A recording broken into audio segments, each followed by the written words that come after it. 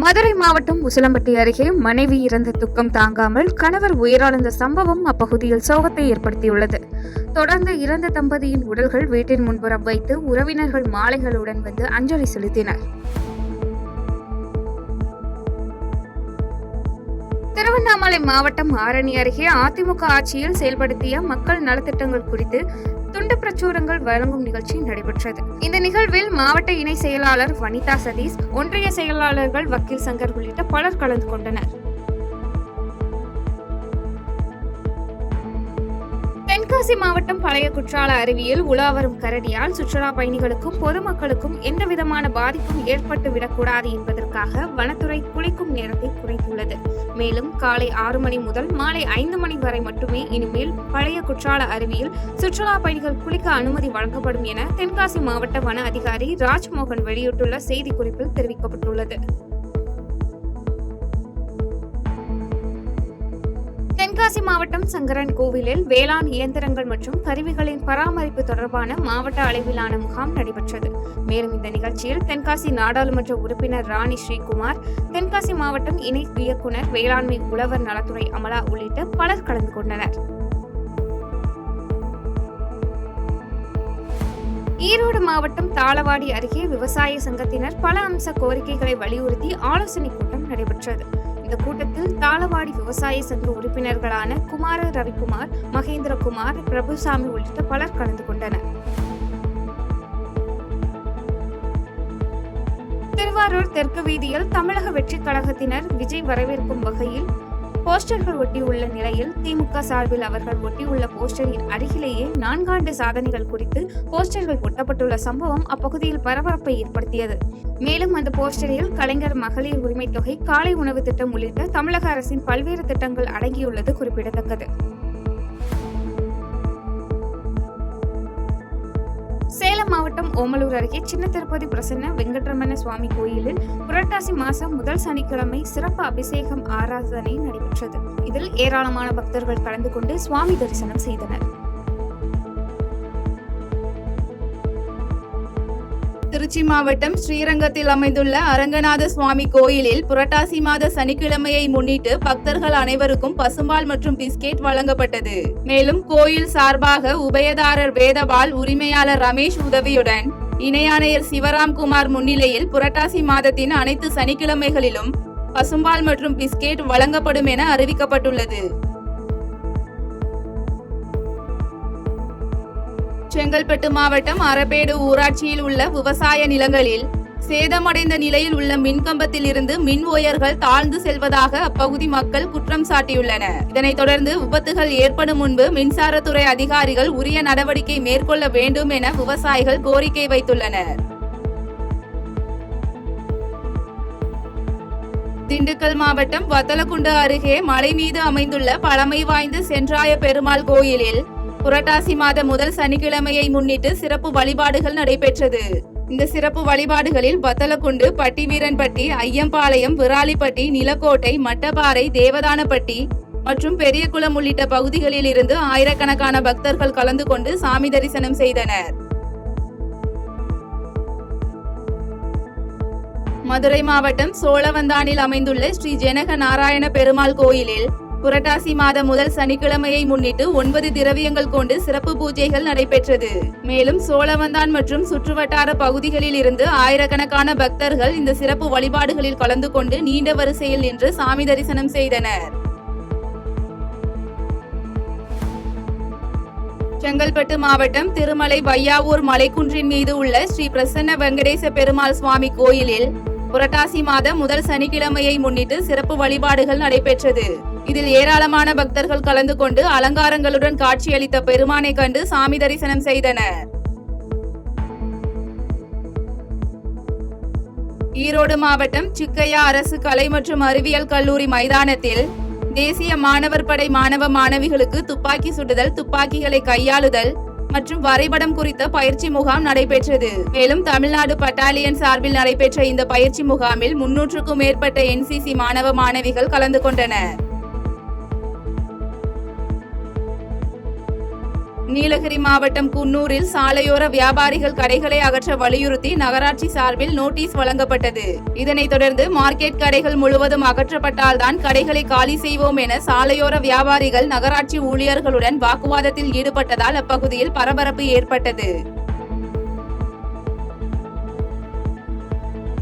கோவை விமான நிலையம் வந்தடைந்த நடிகர் தனுஷுக்கு ரசிகர்கள் மாலையுடன் உற்சாக வரவேற்பு அளித்தனர். மேலும் இட்லி கடை திரைப்படத்தின் ட்ரைலர் வெளியாக உள்ளதை தொடர்ந்து கோவை வந்த தனுஷ் ரசிகர்களுடன் புகைப்படம் மற்றும் வீடியோ எடுத்துக்கொண்டார்.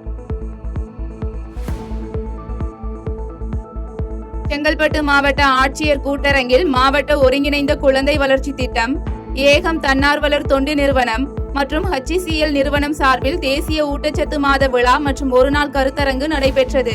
மேலும் ஒருங்கிணைந்த குழந்தைகள் வளர்ச்சி திட்டம் மாவட்ட அலுவலர் சர்குணா தலைமையில் நடைபெற்ற இந்நிகழ்வில் வட்டார அளவில் சிறப்பாக பணியாற்றிய அங்கன்வாடி பணியாளர்களை பாராட்டி கேடயங்கள் மற்றும் கர்ப்பிணி தாய்மார்களுக்கு ஊட்டச்சத்து பட்டகங்கள் வழங்கப்பட்டது. மயிலாடுதுறையில் பிரதமர் நரேந்திர மோடியின் பிறந்த நாளை முன்னிட்டு மாவட்ட பாரதிய ஜனதா கட்சி மற்றும் மாவட்ட அரசு மருத்துவமனை சார்பில் மாபெரும் இரத்த தான முகாம் நடைபெற்றது. மேலும் பாஜக கட்சியின் மாவட்ட தலைவர் நாஞ்சில் பாலு தலைமையில் நடைபெற்ற இந்த இரத்த தான முகாமில் கலந்து கொண்ட 50க்கும் மேற்பட்டோருக்கு சான்றிதழ்கள் வழங்கப்பட்டது. ஈரோடு மாவட்டம் தாளவாடி அடுத்த ஆசனூர் அருகே மைசூர் தேசிய நெடுஞ்சாலையில் ஒற்றை காட்டு யானை நின்று கொண்டு அந்த வழியாக செல்லும் கரும்பு லாரிகளில் இருந்து கரும்பை எடுத்து தின்றபடி சாலையோரம் நின்று கொண்டு இருந்ததால் வாகன ஓட்டிகள் அச்சமடைந்தனர். மேலும் இது குறித்தான வீடியோ காட்சிகள் சமூக வலைதளங்களில் வெளியாகி வைரலாகி வருகிறது. கர்நாடகா மாநிலம் நீர்பிடிப்பு பகுதிகளில் பெய்து வரும் கனமழை காரணமாக கிருஷ்ணகிரி மாவட்டம் ஓசூர் அடுத்த கிழவரப்பள்ளி அணைக்கு வினாடிக்கு 1290 கன அடியாக நீர்வரத்து அதிகரித்துள்ளது. இதனால் ஆற்றங்கரையோரம் உள்ள கிராம மக்களுக்கு கிருஷ்ணகிரி மாவட்ட ஆட்சியர் வெள்ள அபாய எச்சரிக்கை தொடர்வதாக அறிவித்துள்ள நிலையில் வருவாய்த்துறையினர் ஒலிபெருக்கி மூலம் எச்சரிக்கை விடுத்தனர். டெட் தேர்வு அனைத்து ஆசிரியர்களுக்கும் அவசியம் என்ற உச்சநீதிமன்ற உத்தரவின்படி விதிவிலக்கு அளிக்க பாரத பிரதமர் மோடிக்கு மனு அளிக்க வேண்டும் என தமிழ்நாடு தொடக்கப்பள்ளி ஆசிரியர் கூட்டணி சார்பில் புதுக்கோட்டை மாவட்ட ஆட்சியர் அருணாவை சந்தித்து மனு அளித்தனர்.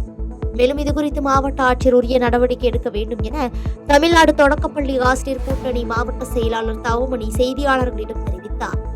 இன்று 19/9/2025 இன்று இந்தியாவில் உள்ள எல்லா மாவட்டங்களிலும் குறிப்பிடத்தக்க 544 மாவட்டங்களிலும் மாவட்ட ஆட்சியரை சந்தித்து நம் நாட்டினுடைய பாரத பிரதமருக்கு மனு அளிப்பது என்று முடிவாற்றப்பட்டது. அந்த அடிப்படையில் தான் இன்றைக்கி புதுக்கோட்டை மாவட்டத்தில் மாவட்ட ஆட்சித்தலைவரை சந்தித்து இந்த மனு கொடுத்துருக்கோம்.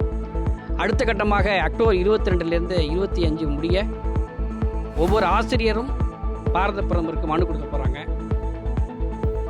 திருப்பூர் லட்சுமி நகர் பகுதியில் நடைபெற்ற பவர் டேபிள் உரிமையாளர்கள் மகாசபை கூட்டத்தில் இந்த ஆண்டுக்கான 7% கூலி உயர்வை பனியன் நிறுவனங்கள் முறையாக உயர்த்தி வழங்க வேண்டும் என தீர்மானம் நிறைவேற்றப்பட்டது. மேலும் விசைத்தறிகளுக்கு வழங்கப்படுவது போல் மின் கட்டணத்தில் தையல் நிலையங்களுக்கும் மானியம் வழங்க வேண்டும் என பவர் டேபிள் உரிமையாளர்கள் சங்கத்தின் சார்பில் தமிழக அரசுக்கு கோரிக்கை விடுக்கப்பட்டுள்ளது. 6/6/2022 ஏற்பட்ட ஒப்பந்தத்தின் அடிப்படையில் 6/6/2025 கொடுக்க வேண்டிய 7% கூலி உயர்வை உடனடியாக அமல்படுத்த வேண்டும் என்று ஒரு தீர்மானம். இரண்டாவது, திருப்பூரில் அமைந்துள்ள இஎஸ்ஐ மருத்துவமனையில் சிறப்பு மருத்துவர்களையும் சிறப்பு மருத்துவ உபகரணங்களையும் உடனடியாக அங்கே அமைத்து கொடுக்கணும். மூணாவதாக இது தையல் நிலைய உரிமையாளர்களுக்கு விசைத்தறி உரிமையாளர்களுக்கு கொடுப்பது போல மின்சார கட்டணத்தில் சலுகை கொடுக்க வேண்டும்.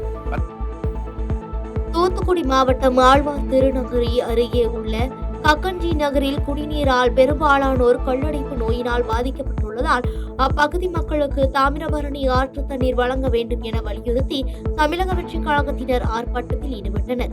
தூத்துக்குடி மேற்கு மாவட்ட பொறுப்பாளர் அன்னை விஜி சரவணன் தலைமையில் இந்த ஆர்ப்பாட்டம் நடைபெற்ற நிலையில் இதுகுறித்து அவர் செய்தியாளர்களிடம் கூறுகையில் கக்கன்ஜி நகர் பகுதி மக்களுக்கு குடிநீர் வழங்குவதில் அதிகாரிகள் தொடர்ந்து அலட்சியம் காட்டி வருவதாக குற்றம் சாட்டியுள்ளார்.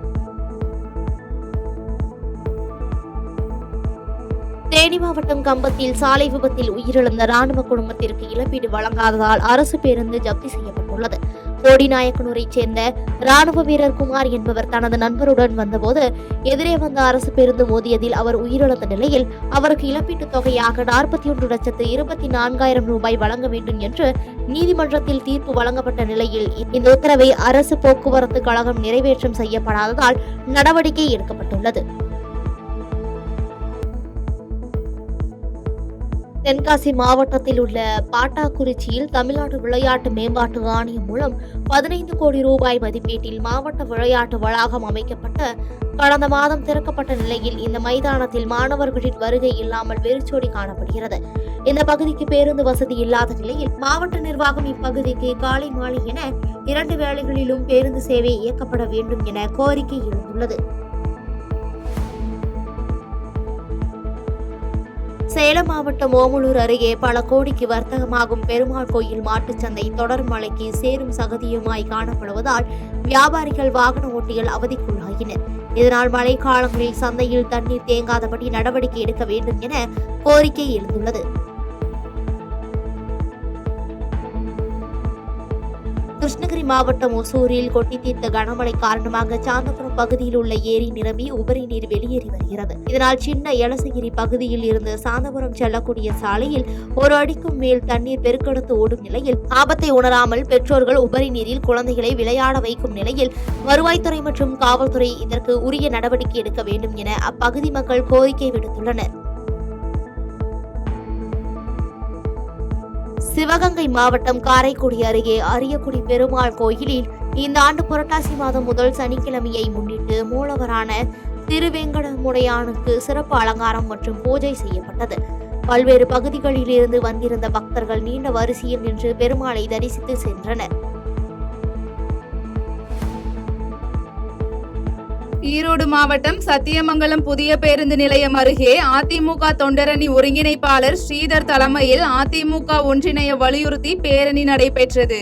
மேலும் உண்ணாவிரத போராட்டத்திற்கு அனுமதி மறுக்கப்பட்டதை தொடர்ந்து நடைபெற்ற இந்த பேரணியில் தொண்டர்கள் ஒன்றிணைவோம் வென்று காட்டுவோம் என கோஷமிட்ட தொண்டர்கள் 10க்கும் மேற்பட்ட வாகனங்களில் முன்னாள் அமைச்சர் செங்கோட்டையனை சந்திக்க கோபிச்செட்டிப்பாளையம் சென்றனர். செய்திகளை உடனுக்குடன் தெரிந்து கொள்ள கீழ்கண்ட கேபிள் மற்றும் டிடிஎச் நெட்வொர்க்குகளில் எம்நாடு செய்தி தொலைக்காட்சியை காணுங்கள். பாதகம் செய்பவரை கண்டால் நாம் பயம் கொள்ளலாகாது பாப்பா. மோதி மிதித்துவிடு பாப்பா, அவர் முகத்தில் உமிழ்ந்துவிடு பாப்பா. அண்மை செய்திகளை உடனுக்குடன் தெரிந்து கொள்ள இணைந்திருங்கள் எம்நாடு தொலைக்காட்சியுடன்.